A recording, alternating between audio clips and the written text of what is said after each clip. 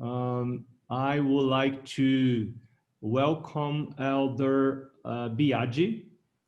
He's our advisor, and he was so kind as to be with us very early. He has other appointments, and he just warned me because I cannot see everyone who is coming on. He's saying that Pastor Prestol is also here. Thank you so much, Pastor Prestol, for joining us, even though you will speak a little bit later, but you are already here with us. We are already 30, and so we will start working now and together. And the first thing we will do now, and I will try to share my screen now, I will try to succeed sharing my screen. And here we go. Let me see if I'm able to put the show mode.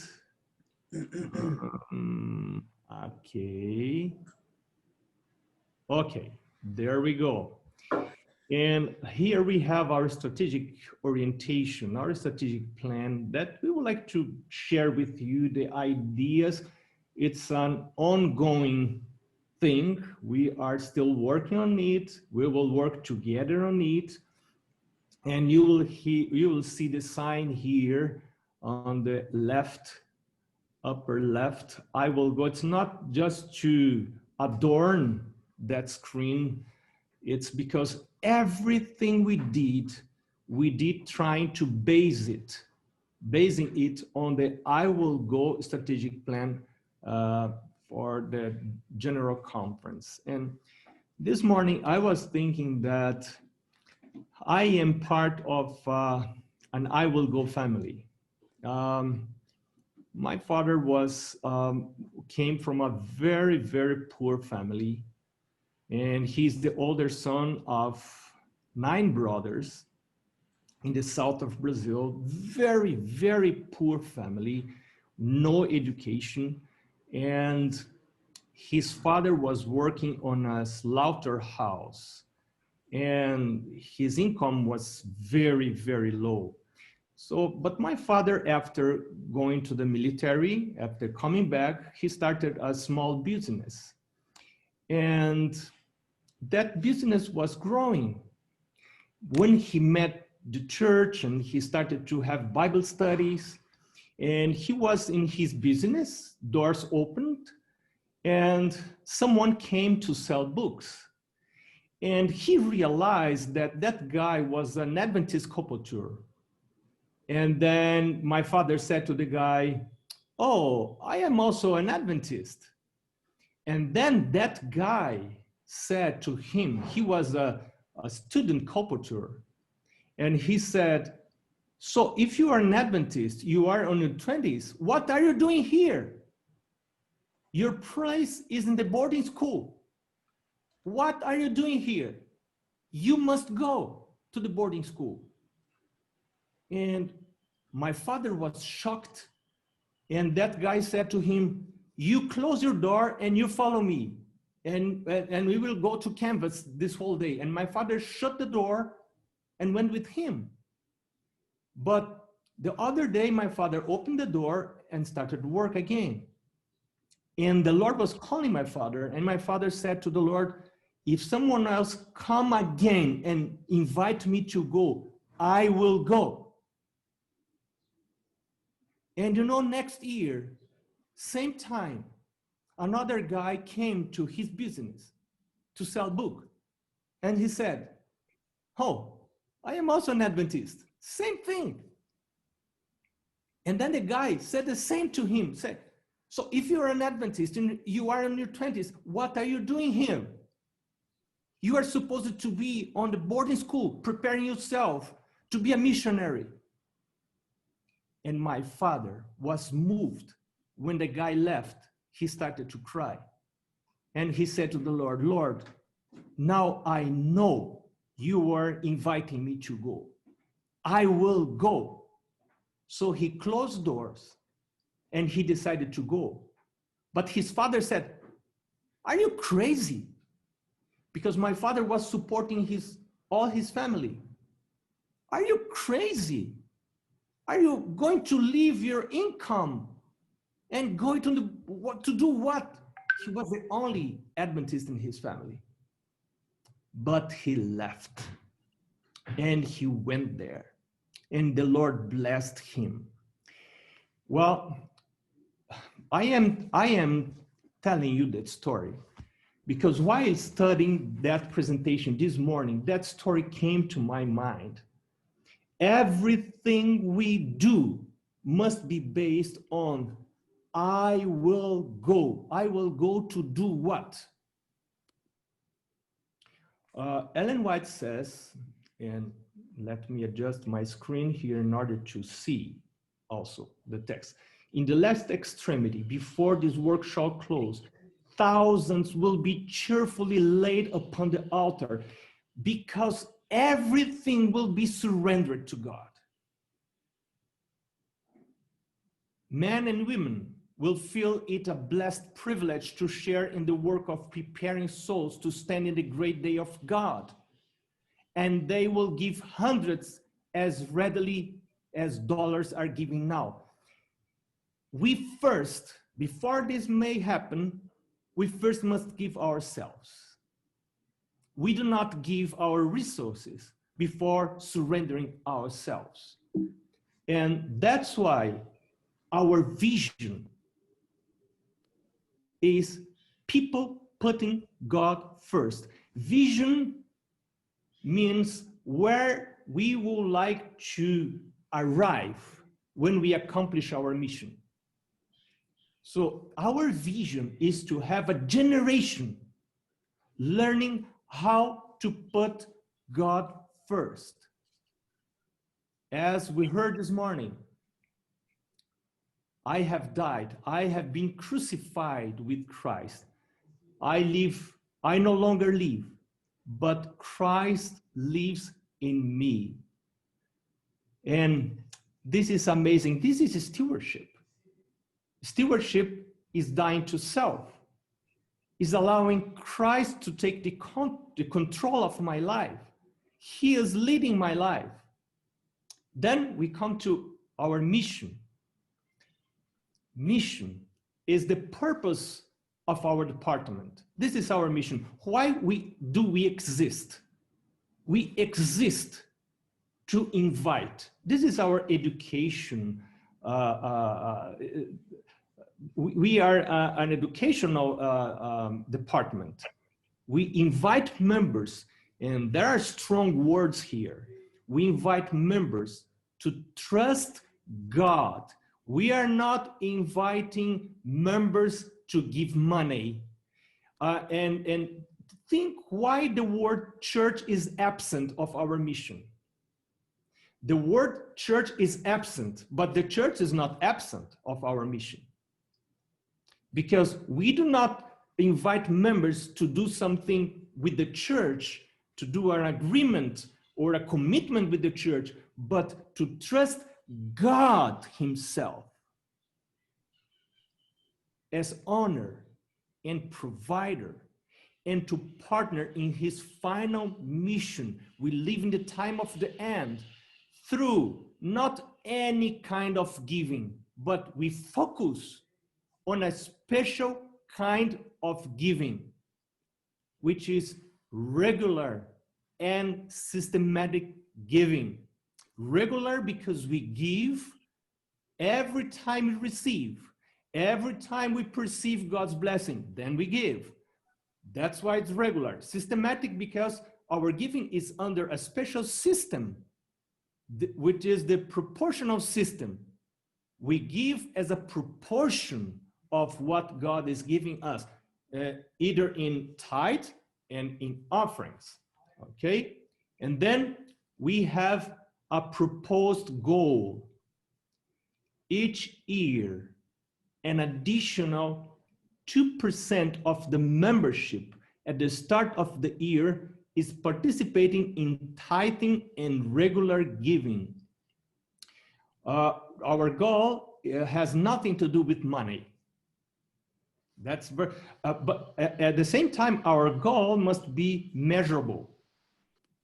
But our goal has nothing to do with money. We in stewardship, we do not work with money. We work with people. We encourage people to trust, to commit, to surrender. And so we would like to see more and more people participating in tithing and regular giving, because tithing and offering giving are just signs of surrender, are just signs, measurable signs. And this we would like to measure. Another way to say the same thing is, in each local Seventh-day Adventist church, each year, the proportion of members tithing and giving offerings increases by 2% of the membership at the beginning of the year. And a little explanation about this goal. The focus is not on money, but on members' participation in tithes and offerings. The location of measurement is each local church. Our strategic plan is focused on the local church. Everything must happen in the local church. Our work we must work, think, plan, focusing on the local church. The period of measurement is monthly, but then annually, because we will consolidate the data annually. Okay, then tithers. Who are the tithers? Individuals or tithing units, each counted only once per month. And regular offering givers are identified individuals or giving units, each counted only once per month, because we may have people giving more than once per month. And as in the States, people are giving twice at least per month, many of them. The reference point is local church membership at the start of the year.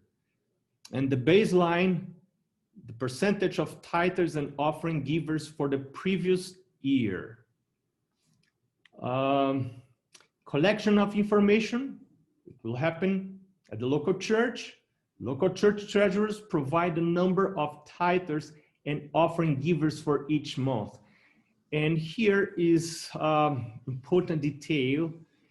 In order for us, we do not have the power to collect that data. We do not own that data. That data is managed by the local church treasurers. We need to befriend them, and we need to teach our local church stewardship directors to befriend them, because we need their information in order for us to count, to measure our goal, right? So this is a sensitive detail. We will work on it later a little bit more. We have some lead measures.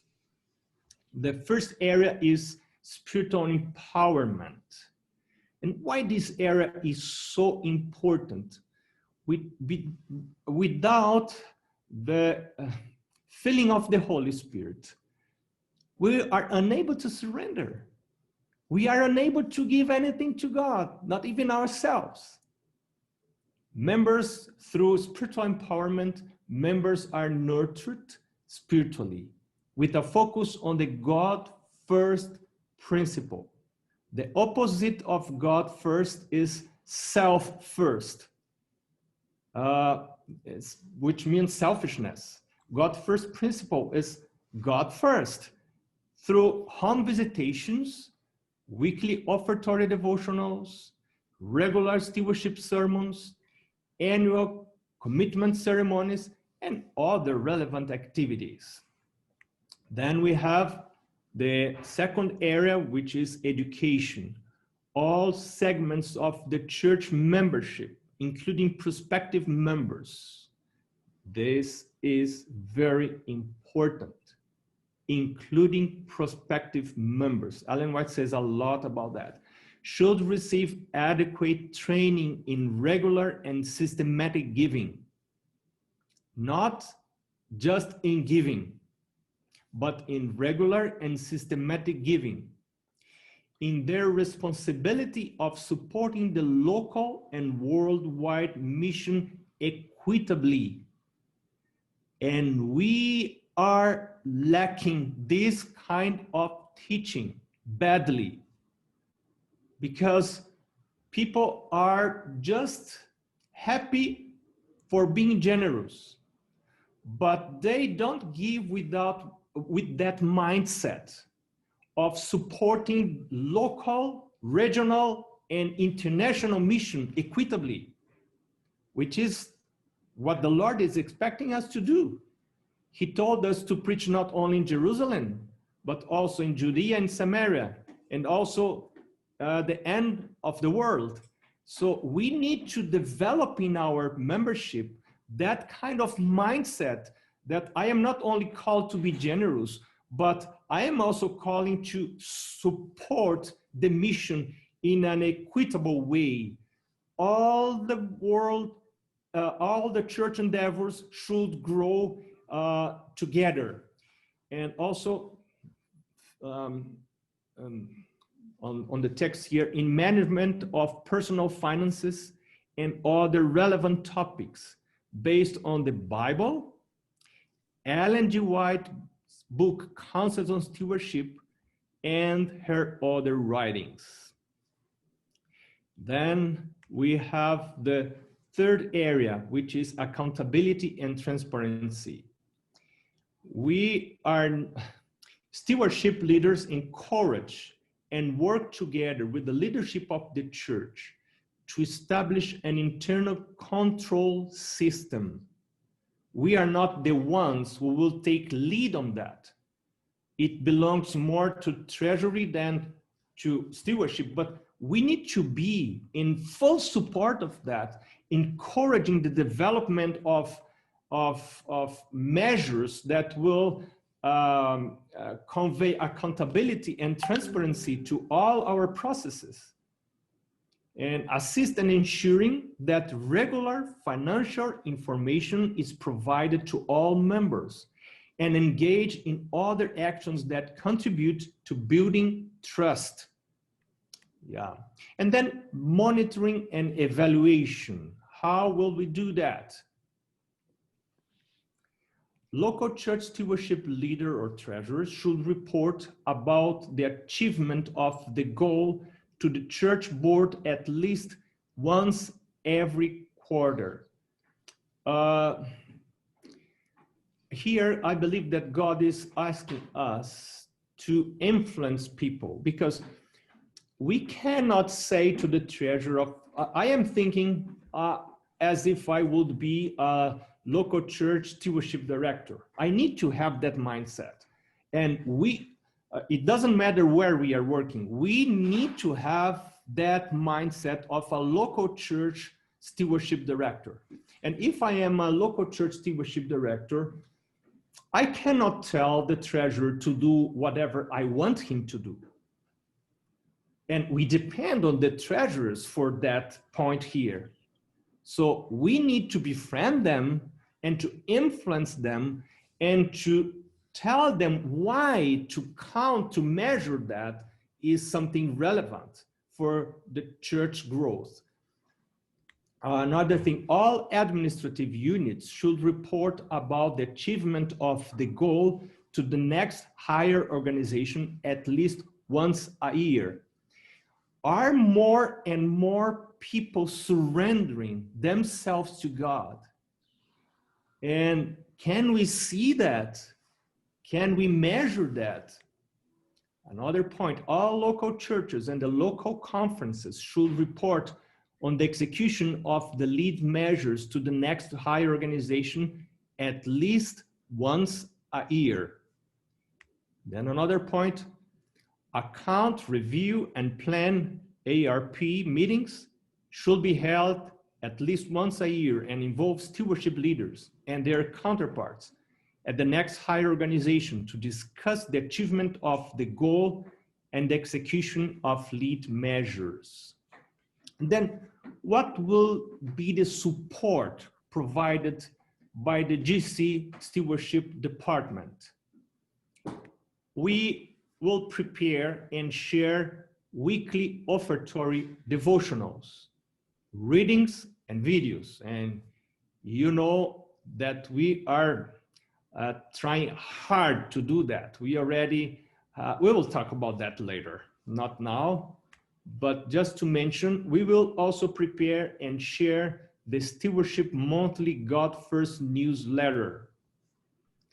The newsletter is one of our faces as department. There we share what we believe it's important and what is related to our strategic plan. Then we also will prepare and share the quarterly Dynamic Stewards magazine.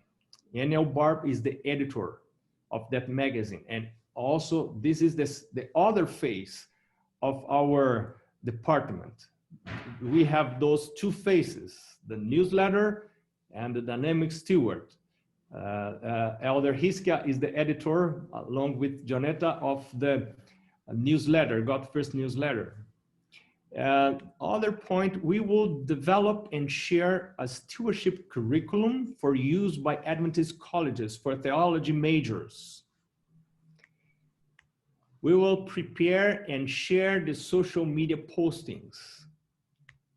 We will prepare and share annual Stewardship Emphasis Week material. We are doing this year. We already have it available, and I will speak about that later. We will share GC-sponsored productions. We will educate about the relevancy of practicing the principles of the combined offering plan. This plan is the plan suggested and recommended by the 2002 spring meeting, GC spring meeting. And we are very happy that more and more fields are adopting this plan. We will assist in the distribution of stewardship materials prepared by divisions or sister organizations. We are like collecting every good tools, resources we see in the world divisions, and we are making them available to all of us. And we will host ARP meetings for division stewardship leaders. And we plan to provide training for trainers, TOT, for stewardship educators. And then here in this part, you may write what will be the support provided by the division stewardship department, right? And then here I would like to share with you the appendix. This strategic orientation 2020 to 2025 of the General Conference Stewardship Ministries Department strives to respond to the objectives of the I Will Go strategic focus 2020-2025 of the General Conference. But we have a departmental focus, and you already know about that focus. We recognize that all ministries of the church are already nurturing people to embrace stewardship principles at large. Differently from other churches, we have many different departments emphasizing different areas of stewardship. So for that reason, the GC Stewardship Ministries Department's mandate is to focus, and this is our history. We will focus, but not exclusively, on inviting members to trust God as owner and provider, and to partner in his final mission through regular and systematic giving. Many other departments of the church are teaching stewardship principles, Sabbath school, health department, youth, many education. They are teaching stewardship principles, but no one of them is inviting members to partner in final mission through regular and systematic giving. This is our business. For this reason, that department was created in the Seventh-day Adventist Church. And that's why we are keeping that focus. but not exclusively, but it is our focus. So we also have a recommended offering plan in compliance with the 2002 GC Spring Council vote. The GC Stewardship Ministries Department will encourage the adoption and application of the combined offering plan by the divisions, explaining the plan and showing its advantages. It's a marvelous plan of distribution of offerings. And also this plan helps us to motivate people in giving. It's an amazing plan. And we will end with that quotation. Ellen White says that the home missionary work will be further advanced in every way when a more liberal, self-denying, self-sacrificing spirit is manifested for the prosperity of foreign missions. For the prosperity of the home work depends largely under God upon the reflex influence of the evangelical work done in countries afar off. It is in working actively to supply the necessities of the cause of God that we bring our souls in touch with the source of all power.